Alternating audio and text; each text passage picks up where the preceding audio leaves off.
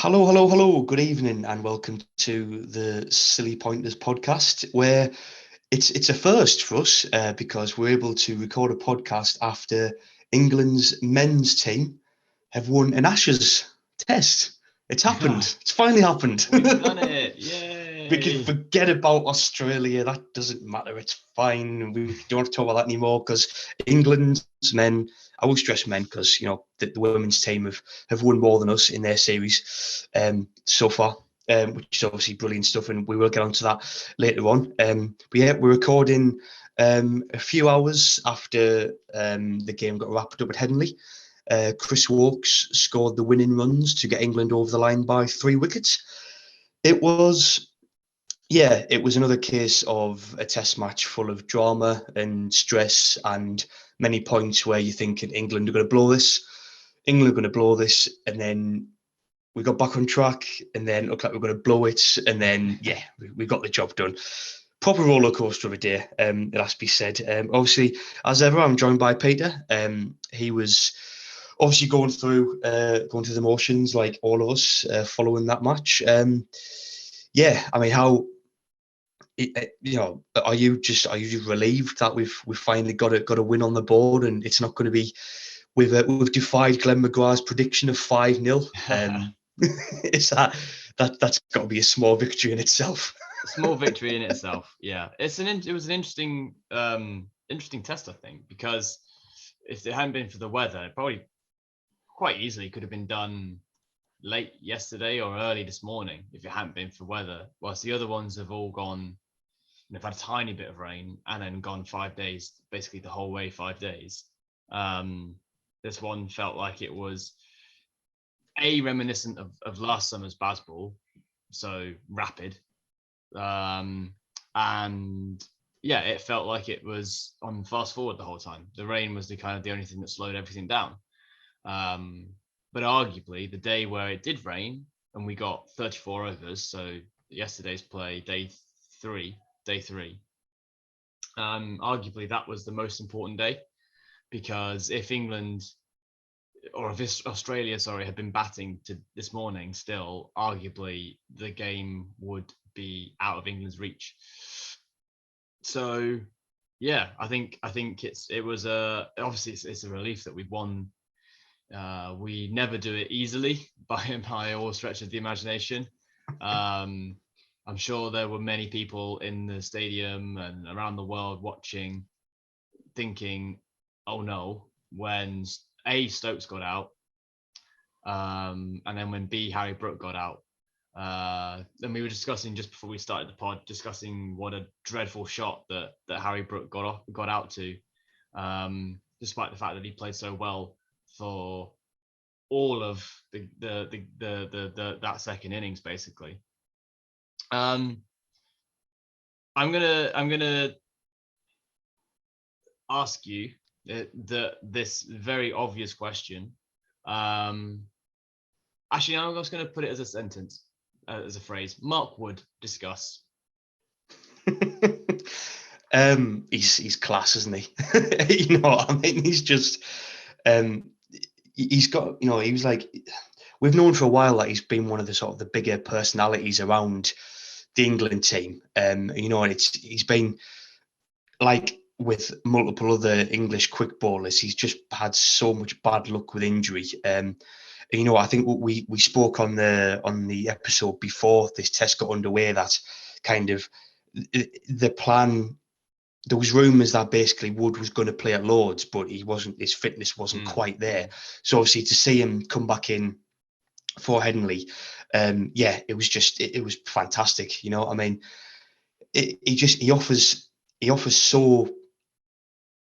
so much, like in terms of just something different when it comes to the bowling, and I feel like it's not just his pace. I mean, everyone's talking about it, and rightly so. I mean, I think in the first innings, I think within his first 2 overs, I think his first over didn't go. He didn't bowl any slower than like 91, and I think in his second over, I think it was his second over, I think he hit 96. Yeah, and it's yeah. this is just so so fast, and it's something what we spoke about in the last episode as well about Ollie Robinson, and I was sort of struggling to get over 75, and you think like it's hard to kind of comprehend, but you've got Wood balling 20 miles an hour quicker Yeah. than another one of his colleagues in There the was sort of a in the fast balling department. did you see that interesting thing? I think it was on Today at the Test where they showed the reaction time from a Mark Wood ball to an Ollie Robinson ball, and it was remarkably different. Basically, Mark Wood's balls you just couldn't see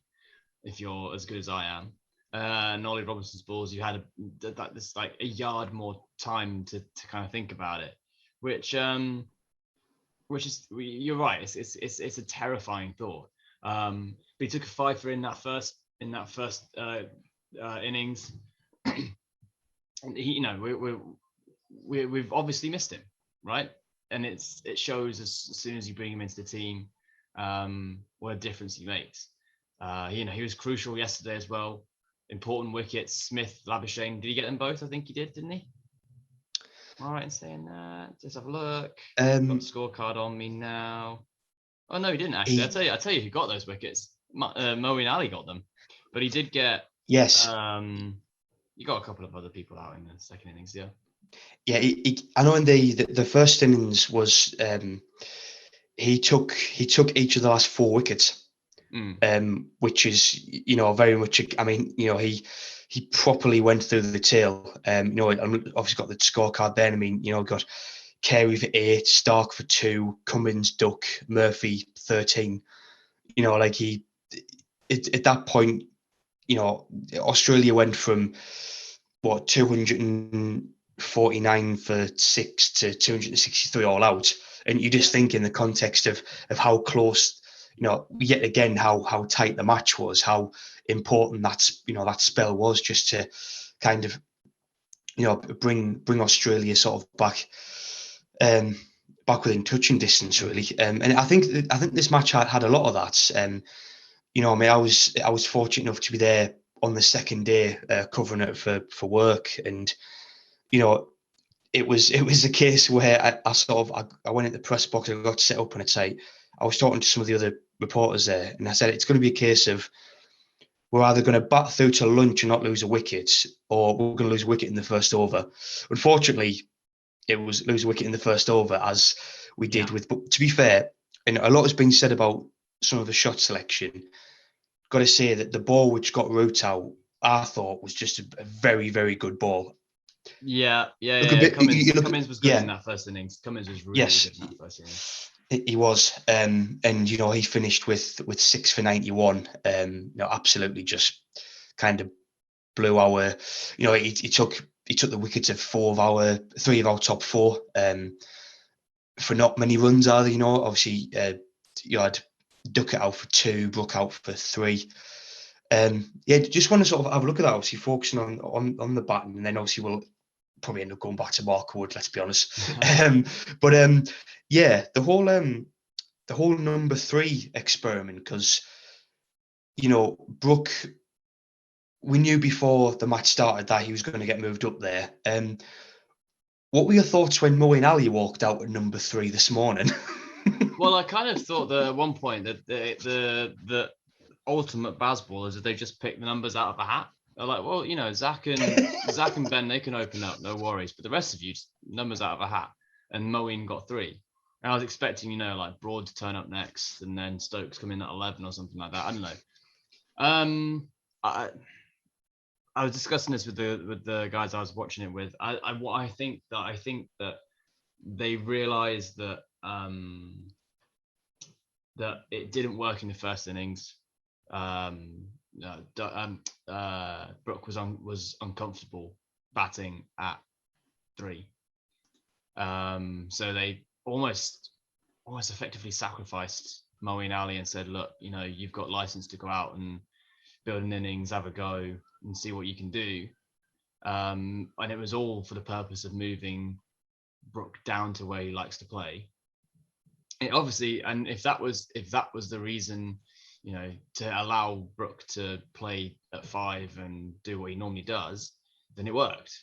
It would have worked a lot better if Moeen had got more runs, But for Brook, and Brook got the crucial amount. Was it 75 he got? Yeah, 75 that he got. Yeah. That 75 and his partnership with Chris Wokes, and was he a bit with Joe Root? I don't know. Might have been with Joe Root for a bit. Yeah, that partnership was crucial for us winning the game. So, if it was an experiment to allow Brook to go back to 5, then I guess it was a successful experiment in some ways.